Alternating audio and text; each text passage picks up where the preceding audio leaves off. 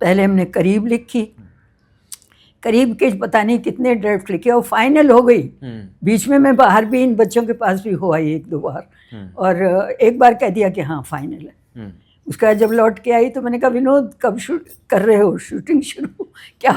बोले कामना जी आइए मिलिए, अभी और कुछ काम करना है। मैंने कहा क्या हुआ?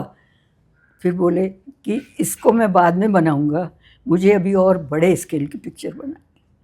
तो ऐसा क्यों सोचा उन्होंने कि मतलब बड़े स्केल मतलब आज़ादी के ज़माने के। हाँ, अच्छा। आज़ादी तो उनको आइडिया आया कहीं से कि उनको होगा ये, बहुत वो पढ़ते हैं बहुत, उनकी नॉलेज बहुत है, वो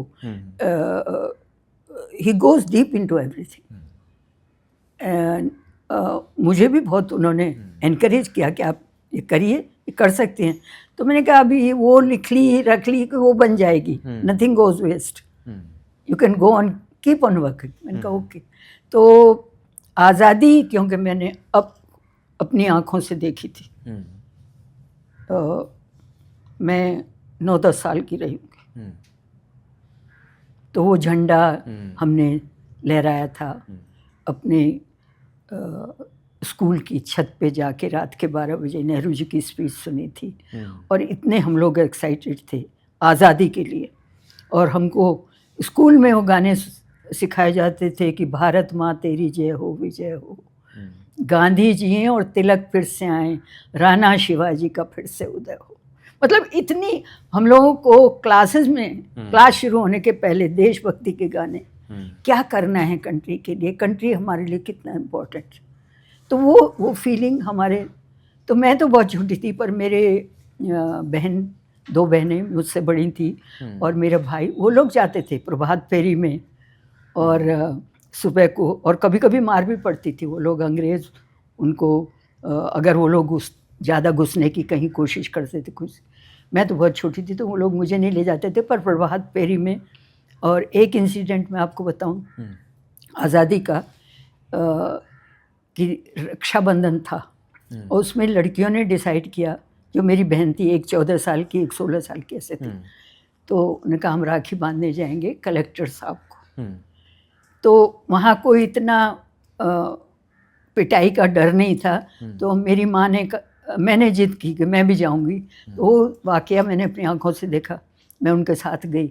तो उन कलेक्टर साहब का इतना बड़ा बंगलो था कि पूछिए मत, और उसके बाहर इतने सिपाही खड़े हुए थे, वो घुसने नहीं दे रहे थे, मना कर रहे थे। तो क्योंकि लड़के नहीं थे, लड़कियां थी तो टच भी नहीं करने में उनको थोड़ी हिचक हो रही थी, तो वो लड़कियां घुस गई।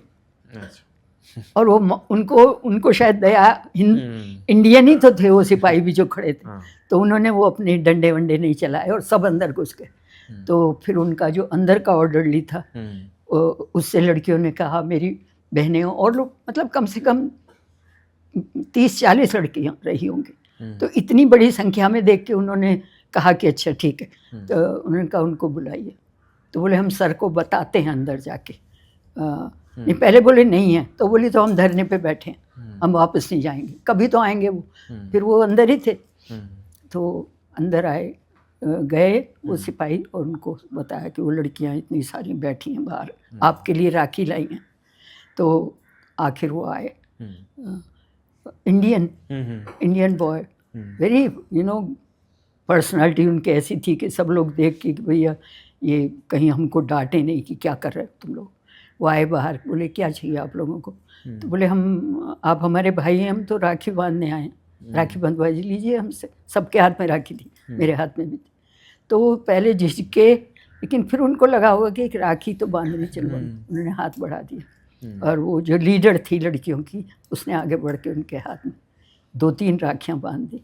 और जब उन्होंने पढ़ा तो उनका चेहरा देखने लायक था। पता उस राखी पे क्या लिखा था? डू और डाई, करो या मरो। राखी के दिन कोई बहन अपने भाई को ये विश करती है कि या तो करो या तो जाओ, करो या मरो। ये फीलिंग कितनी बड़ी बात थी। और मैं बहुत छोटी थी, पर मुझे याद है कि उस आदमी का चेहरा हिल गया, शायद उसकी आंखें नम हो गई कि इतनी बड़ी बात ये लड़कियां आज मेरी बहनें मुझसे कह रही हैं। लेकिन कलेक्टर थे अंग्रेज़ों के, तो उनकी हिम्मत कुछ नहीं, पर उन्होंने कहा अच्छा जाओ, और अपने ऑर्डरली और सिपाहियों का इनको अच्छी तरह बाहर पानी पिला दो और जाने दो। तो ऐसी ऐसी सीन हमने अपनी आंखों से देखे मैंने, और मुझे सब कुछ याद है।